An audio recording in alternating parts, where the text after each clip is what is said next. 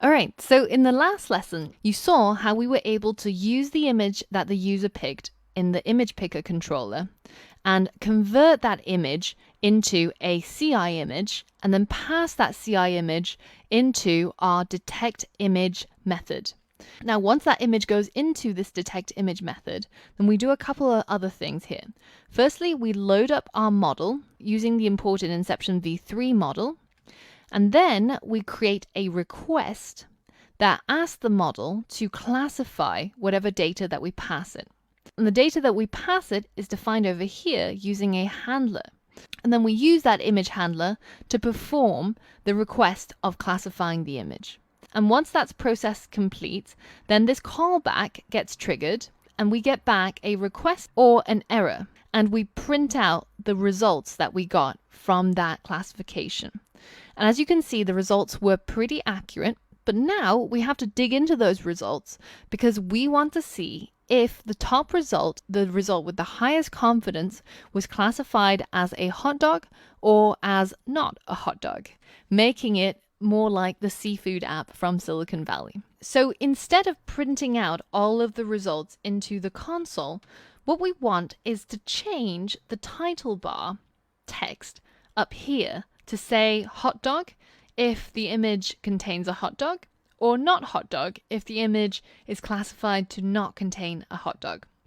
So how can we do that? Well, the first thing we can do is delete this print statement, and we're going to check in the results that we get back for the first item. So that's usually the one with the highest confidence interval. In this case, it was 82% confident that the image contained a computer keyboard or keypad. So in order to tap into that first result, we can write if let first result equal results dot first. That was easy, right? So now inside here, we can tap into first result and we can check if first result dot identifier contains a string called hot dog, then the classification we got back was certain that it contained a hot dog, right? Then the classification we got back is pretty confident that there's a hot dog in the image. In that case, we're going to change the navigation bar's title to say hot dog. So we'll write self.navigation item dot title equals hot dog. Now, if the first result doesn't contain the words hot dog, then we're going to set the navigation item's title to not hot dog instead. All right, so that's pretty simple, right? So we're basically using optional chaining to check to make sure that the results that we get back definitely have a first result value.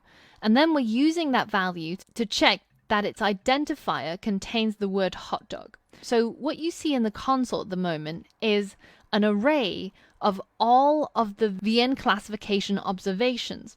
And if you have a look at the first VN classification observation up here, you can see that it contains a number of properties. And one of those properties is this number here. And that's the percentage confidence the model has in its own prediction. So this prediction for that image we saw earlier on, the model is 82% confident that it is a computer keyboard. Now this string, which says computer keyboard, comma keypad, is the identifier property of the first result. And in this line of code, we're checking to make sure that in that string there contains the word hot dog, in which case we're looking for the most confident prediction from the model and checking to see if it includes a hot dog prediction. And if it does, then we're pretty certain that the image contains this hot dog and we're going to show the user the prediction. If not, then we'll show them the not hot dog variant. So let's give it a spin, shall we? All right, so I've got the app loaded up on my phone and I'm going to first take a picture of the keyboard and hit use photo. Let's see what we get back. Not hot dog. All right, let's try it with the real deal now. Let's try it with a hot dog. Use photo. Hot dog. Brilliant. So our app is working. Now, I don't know how many hot dogs they've trained this Inception V3 model on, but from my testing, it's been able to pick up most of the hot dog images that I can find on Google.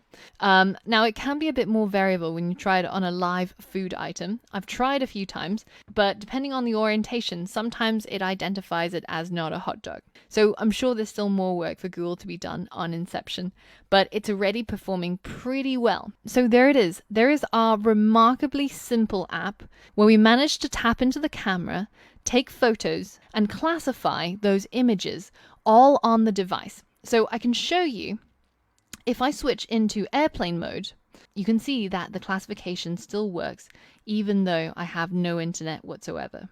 So there you go. That's how incredibly simple it is to implement image recognition using Vision and Core ML. So I hope you've learned something quite useful and you can start implementing these image recognition machine learning models in your own iOS apps from now on.